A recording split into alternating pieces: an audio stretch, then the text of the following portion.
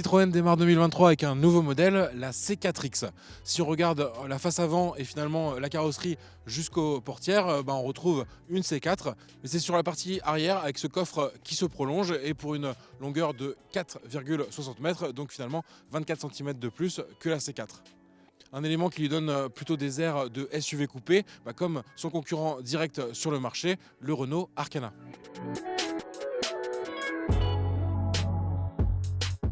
Principal avantage de cette C4 augmentée, son volume de coffre qui est quand même beaucoup plus important. Il est de 510 litres, certes sans haillons, donc avec un accès un peu moins pratique. Ce modèle est lancé en France en version diesel, essence et électrique. Et c'est cette dernière que nous testons aujourd'hui avec son petit e-Trema qui vient compléter son nom de C4X. On va voir tout de suite à l'intérieur les différences avec la C4 classique.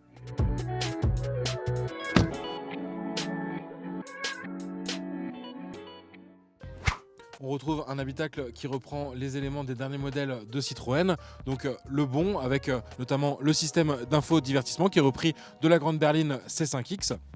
Donc il est assez fluide, il est optimisé un peu comme un smartphone et il est surtout compatible Android Auto, CarPlay et donc ça c'est très pratique. Dans les points un petit peu plus négatifs, on récupère l'écran des compteurs de la C4, donc qui est d'une taille assez limitée, et puis surtout un affichage tête haute avec une plaquette de verre. On pensait que ça avait disparu du marché. Désormais, les affichages tête haute, ils sont en général projetés dans le pare-brise, mais ce n'est pas le cas pour ce modèle. Dans cette partie avant de l'habitacle, l'ensemble reste correct, mais on s'attendait sans doute à un peu mieux en termes de finition, de détails ou encore de choix des matériaux.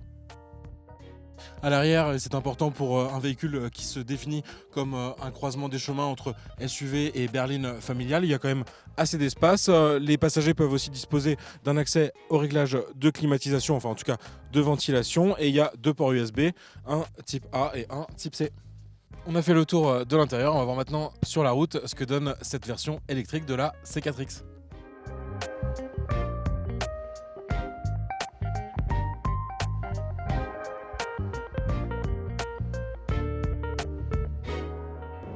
Au volant de cette C4X, le point fort, ça reste bien sûr le confort.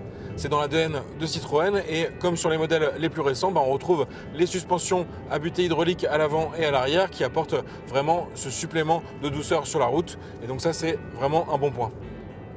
Sur la partie électrique, c'est un peu plus mitigé. On a en effet la même architecture que sur sa cousine dans la gamme, donc la C4, avec une batterie 50 kWh et un moteur électrique de 100 kW, donc équivalent 130 chevaux.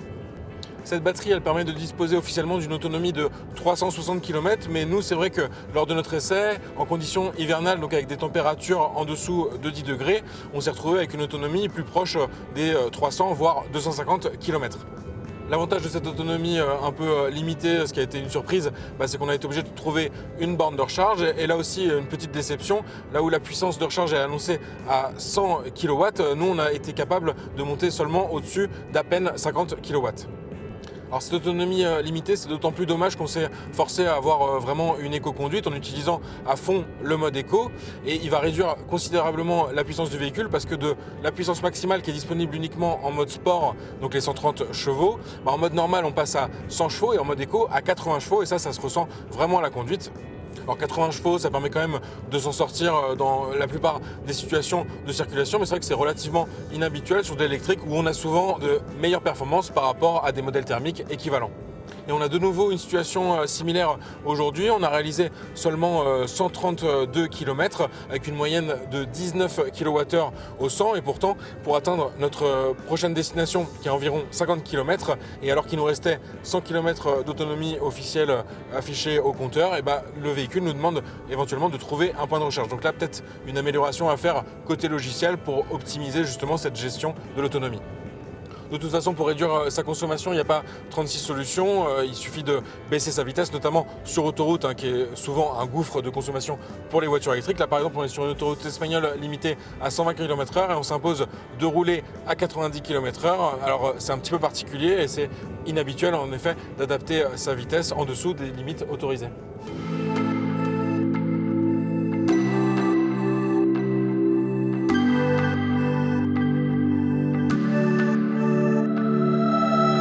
Citroën mise beaucoup sur cette nouvelle C4X pour se relancer, notamment en France où la marque vient de boucler un exercice 2022 avec des ventes au plus bas.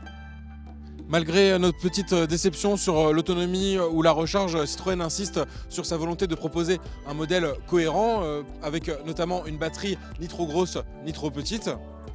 Et ce sera d'ailleurs cette version électrique la seule lancée sur 14 marchés en Europe par Citroën, avec notamment l'Allemagne, le Royaume-Uni ou encore le Portugal. Cette C4X, elle démarre à 27 650 € en France, mais en version essence. Et pour la version électrique, il faut compter un prix de départ d'environ 41 000 €. Un prix qui retombe à 36 000 € si on retire les 5 000 € du bonus écologique 2023.